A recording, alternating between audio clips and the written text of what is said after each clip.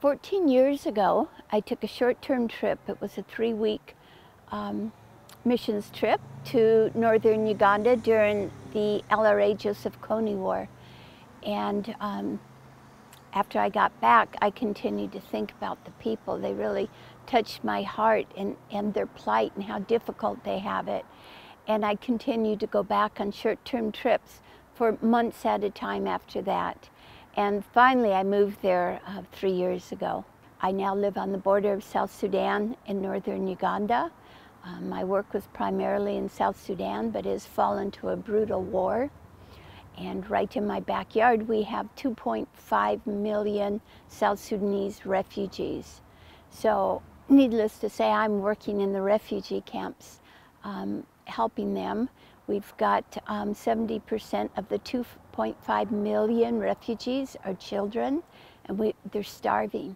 They're not being fed. They'll go 5 days at a time without food, 3 days without water. The UN came out and said that they've never seen a crisis of this magnitude since they've been formed. The starvation rate is high, and 70% are children, and the majority of them are unaccompanied children, orphans.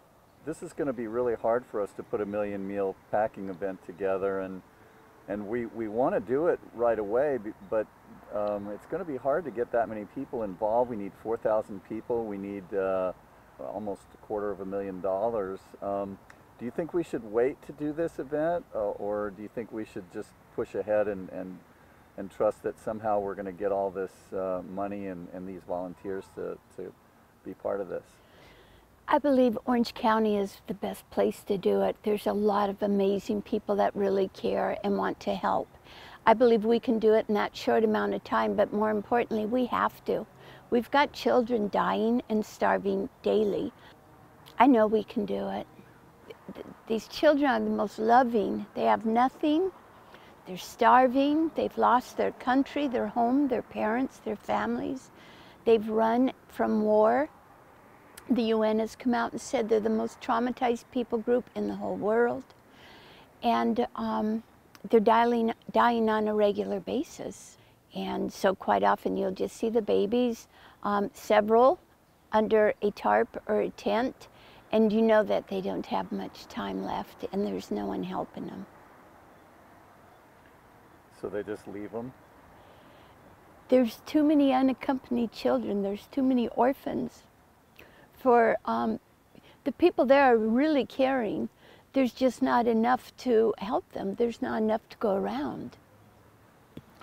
And the world hasn't woken up to this crisis yet.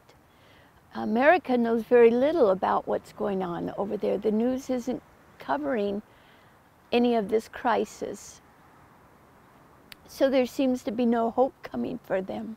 So I believe this will be a huge start in the hope in feeding these children, especially the starving children. You have children carrying children on their back, and they're dead. It's a crisis. There's an emergency over there. The official language of both South Sudan and Northern Uganda is English.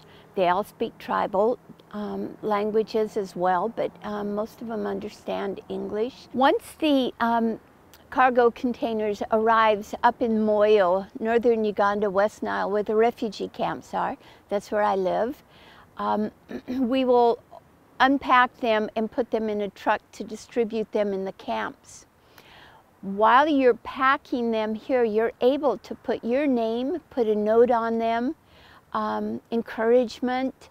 And as we're unpacking them in the camps and handing them out to the children and at the distribution centers, and you can watch them eating the meal packs, we'll catch some of the names on the packages and the messages. We'll be filming that.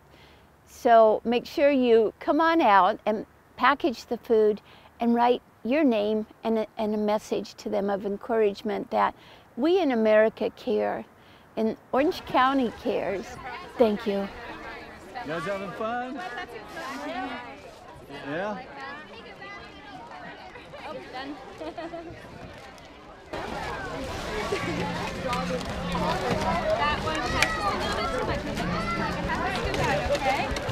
Look at all the meals we got over here.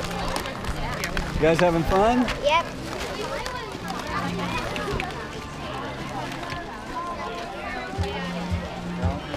Captain Dave, I got the award for the mustache. How did this mustache thing happen?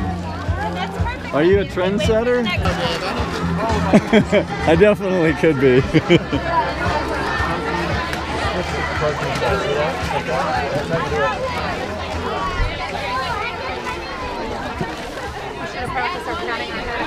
You guys having fun? Yeah? Oh, done.